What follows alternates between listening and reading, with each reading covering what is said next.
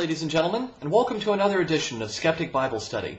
This one goes out to Kyberspawn for his request that I do a sermon on the topic of monotheism in the Bible and whether or not the ancient Hebrews were truly monotheistic. And this is a topic that is a fascination to me because one of the things that we often say as freethinkers is that the Christians want us to believe their particular superstitions and in their gods, but yet all these other superstitious beliefs and all these other gods are false gods and false teachings and so on. It almost sounds like special pleading. You want us to believe one but not the other, and there's no more evidence to believe one over any other. But from what I understand from the studies that I've done, this was actually fairly unique to Judeo-Christian teachings. As Bart Ehrman says in Lost Christianities, in some ways, this manner of being right was unique to Christianity. The Roman Empire was populated with religions of all kinds, family religions, local religions, city religions, state religions. Virtually everyone in this mind-boggling complexity, except the Jews, worshipped numerous gods in numerous ways. So far as we can tell, this was almost never recognized as a problem. No one, that is, thought it was contradictory or even problematic to worship Jupiter and Venus and Mars and other great gods, along with the local gods of your city and lesser divine beings who looked over your crops, your daily affairs, your wife in childbirth, your daughter in sickness, and your son in his love life. Multiplicity bred respect, and for the most part, plurality bred tolerance. No one had the sense that they were right to worship their gods by the means appropriate to them, and you were therefore wrong to worship your gods by the means appropriate to them. Christians, by their very nature, became exclusivists, claiming to be right in such a way that everyone else was necessarily wrong. So this was something that apparently Judeo-Christianity brought that was kind of unique to the world at the time. This idea that you should forsake all those other gods and all those other practices and all those rituals. Don't go to any of these, the Mithra gatherings or anything like that. Now you've got the one way to salvation and you've got the one true God and everything else is all delusion. But is it necessarily the case that the ancient Hebrew people were always so strictly monotheistic? There are indications, as you read the Old Testament, that in fact the ancient Hebrews were what's called henotheistic. They believed that there were these other multiple gods that were out there, and there were these other religions and so on, but their God was the most powerful of them all. Essentially, henotheism is, we worship the biggest and most powerful God there is, and our God can kick all your gods' butts. And there are hints of this that are offered throughout the early parts of the Old Testament, such as Exodus chapter 12, verse 12, where the biblical God is talking about how he's going to kill all the firstborn. For I will pass through the land of Egypt this night, and I will smite all the firstborn in the land of Egypt, both man and beast.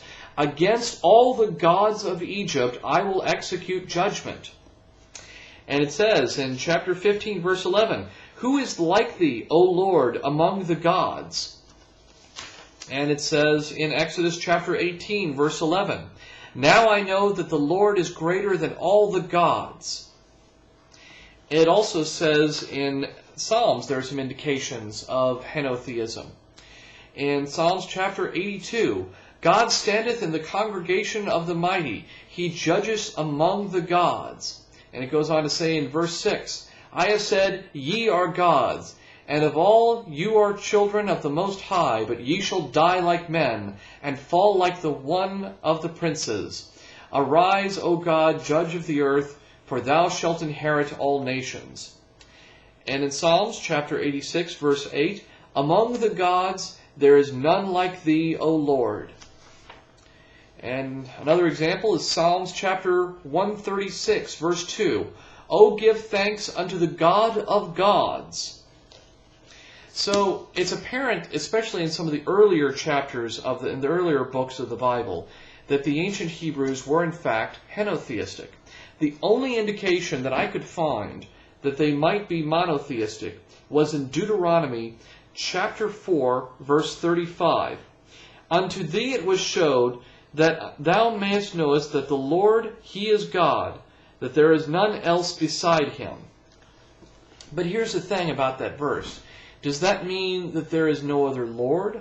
That there is no other God for the ancient Hebrews? Or that He is the only God, period? You really don't get a definite declaration of monotheism, it doesn't appear to me anyway, until Isaiah.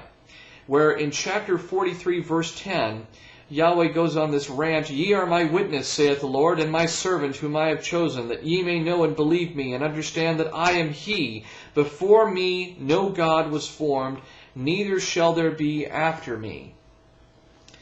So there are definite indications in the early parts of the Bible that the ancient Hebrews were polytheistic. And a challenge to any of the Christian or Jewish scholars out there, can you point out to me any verse in the first 5 books of the Old Testament that are attributed to Moses that indicate that the ancient Hebrews were in fact strictly monotheistic?